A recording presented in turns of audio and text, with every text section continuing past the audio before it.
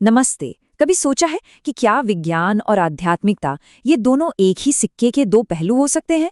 क्या ये मुमकिन है कि मॉडर्न फिजिक्स की सबसे उलझी हुई थ्योरी और हजारों साल पुराना भारतीय दर्शन दोनों एक ही सच की ओर इशारा कर रहे हों? आज हम क्वांटम फिजिक्स और वेदांत के बीच के इसी कमाल के कनेक्शन को समझने की कोशिश करेंगे। तो चलिए इस सफर की शुरुआत एक ऐसे सवाल से करते हैं जिसने दुनिया के बड़े से बड़े साइंटिस्ट्स को भी हैरान कर दिया है। क्या ये मुमकिन है कि सिर्फ हमारे देखने भर से हकीकत बदल जाए? ये सुनने में अजीब लगता है ना, पर क्वांटम मैकेनिक्स का यही वो गहरा रहस्य है जिसे आज हम समझने वाले। क्वांटम फिजिक्स का शायद सबसे हैरान कर देने वाला सच यही है। जरा सोच कर देखिए, आप किसी चीज को देखने के लिए टॉर्च जलाते हैं और उस टॉर्च की रोशनी ही उस चीज का रूप बदल दे। उप परमाणु यानी सब एटॉमिक लेवल पर ठीक यही होता है। हमारे देखने का काम सिर्फ देखना नहीं है, वो असल में हकीकत को बना रहा है। इस एक खोज ने ब्रह्मांड के बारे में हमारी सदियों पुरानी समझ को हमेशा के लिए बदल कर रख दिया। तो चलिए थोड़ा समय में पीछे चलते हैं, 1920s के दौर में। उस समय फिजिसिस्ट ने पाया कि हमारी ये जो जानी पहचानी दुनिया है, जहाँ हर चीज का एक तय आकार है, एक तय जगह है, एटम के लेवल पर ये सारे नियम टूट जाते हैं। उन्हें ऐसी नई और अजीब हकीकत का सामना करना पड़ा जिसकी उन्होंने कभी कल्पना भी नहीं की थी। और यहीं से कहानी में एक बहुत ही दिलचस्प मोड़ आता है। क्वांटम साइंस के जो फाउंडर्स थे, जैसे कि श्रोडिंगर और हाइजेनबर्ग, वो अपनी नए खोजों को समझने और समझाने के लिए जानते हैं कहाँ गए? हजारों साल पुराने भारत के वेदांतिक ग्रंथों की ओर। उन्हें अपने सवालों के जवाब साइंस की लैब्स में नहीं, बल्कि इस प्राचीन ज्ञान में मिलते हुए दिखे। हम बात कर रहे हैं इरविन श्रोडिंगर की।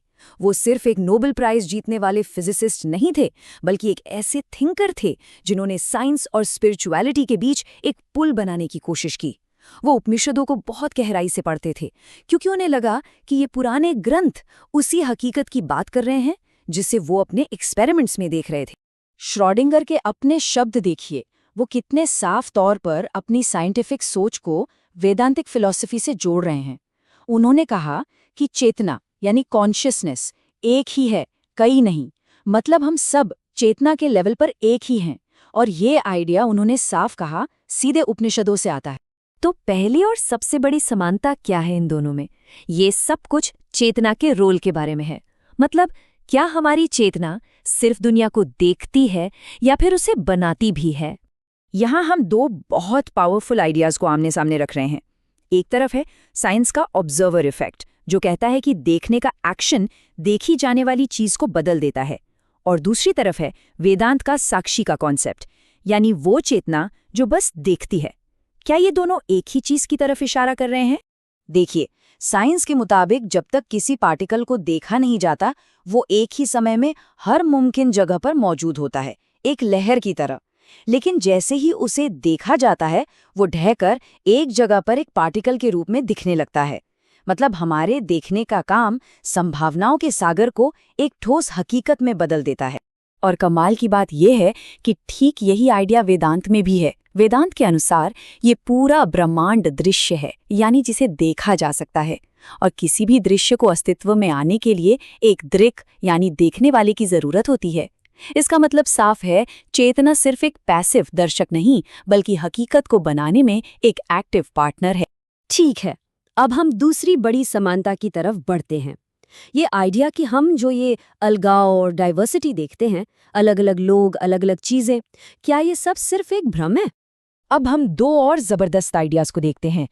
एक तरफ है क्वांटम मैकेनिक्स का वो अजीब सा कनेक्शन जिसे एंटैंगलमेंट कहते हैं, और दूसरी तरफ है अद्वैत का विचार, जिसका मतलब ही है दो नहीं, एक। तो क्या साइंस और फिलॉसफी दोनों एक ही एकता की बात कर रहे हैं?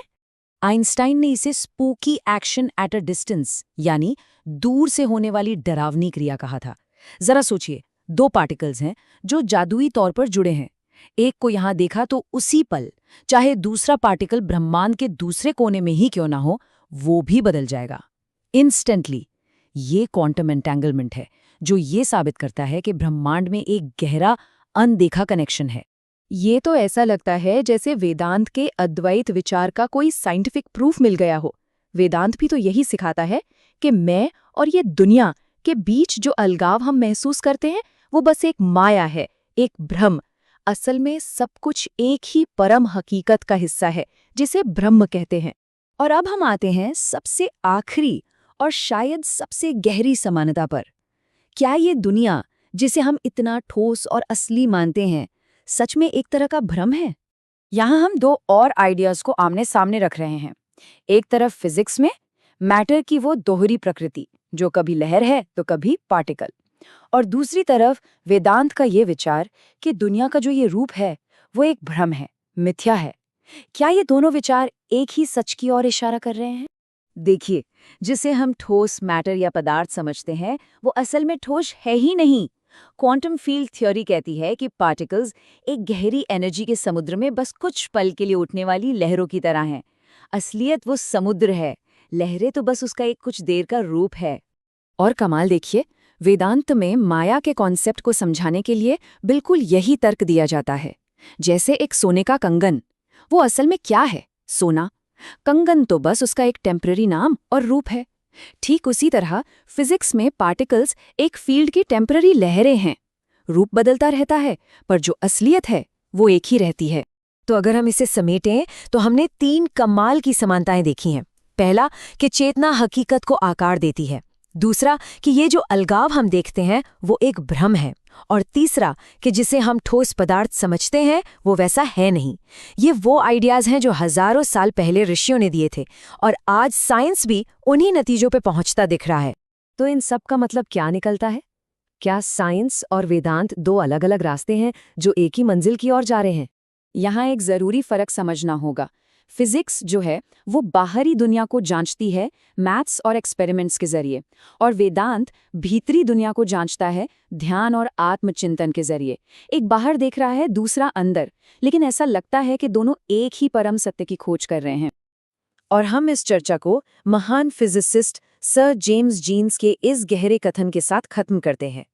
क्या ब्रह्मांड सच में किसी महान चेतना का एक विचार है? ये एक ऐसा सवाल है जो साइंस और फिलॉसफी को एक ही जगह पर लाकर खड़ा कर देता है, और हमें ये सोचने पर मजबूर करता है कि आखिर हम कौन हैं और इस विशाल ब्रह्मांड में हमारी जगह क्या है।